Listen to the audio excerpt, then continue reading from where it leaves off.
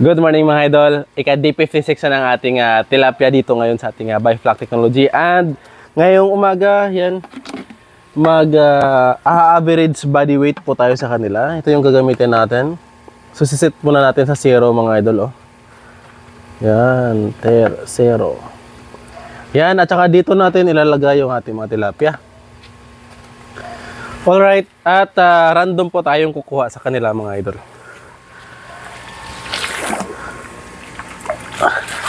Uy! Ayan. Ito na yung ating mga tilapia. Ayan.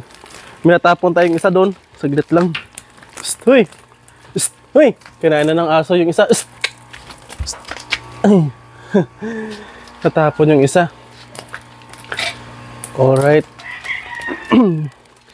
Ito na yung ating nakuhang mga tilapia mga idol. And ito yung ating i-average body weight lahat-lahat.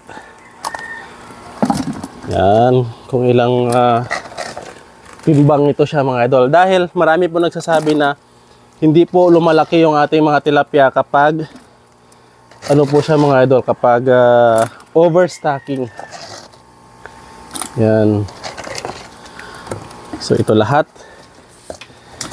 Ilang kilo ba to? 1 Oops. Nasa 1.418 1,418 kilos. Bibilangin po natin mga idol. Ayan, ito yung nalaglag oh. 1 2 3 4 5 6 7 8 9 10 11 12 13 14 15 16 17 18 19 20 21 22 23 24, 25, 26, 27, 28, 29, 30. Ito, laki na oh. Ilan kaya to? 30. Yung laki oh. 70 grams. Grabe, laki ah. Oh, 70 grams. 31, 32, 33, 34, 35, 36, 37, 38, 39, 40, 41, 42. Ito may dalawang malaki. Maliit. 43, 44. 44 piraso po siya mga idol sa 1,400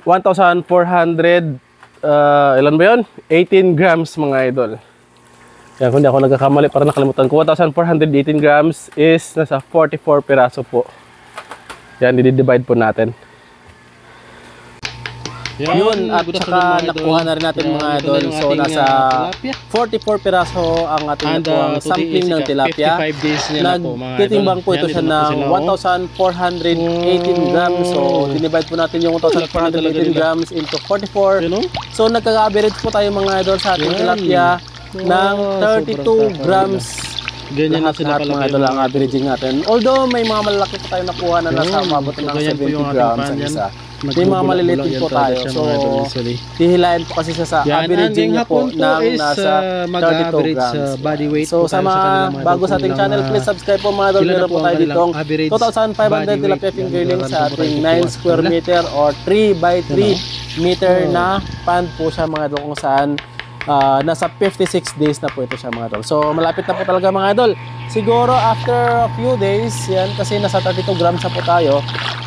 Pag touchdown po kasi niya ng nasa 35 grams, yan, mag-i-start na po tayo ng starter feeds. Ayan. So sa mga nag-tingin ng feeding guide, yan, usually sa pinakauna nating pinakain sa first 2 weeks is yung fry booster. After that, ano lang po mga idol, 15 kilos na pre-starter 00. Yan, the same time, bumili po tayo ng 2 bag na pre-starter 0. And after that, nung nag-touchdown na po sa 25 grams. Yun mga idol, so after natin matimbang yun mga idol, nasukat po natin na nasa 31 grams yung average sa body weight ng ating mga tilapia dito sa ating Bifloc pan. Yan, and ngayon is nasa day 56 po siya mga idol. So on day 60 siguro, after 4 days mga idol, yan, magtitimbang po ulit tayo dito sa kanila. Dahil 2 months na po sila, 2 months na po sila mga idol.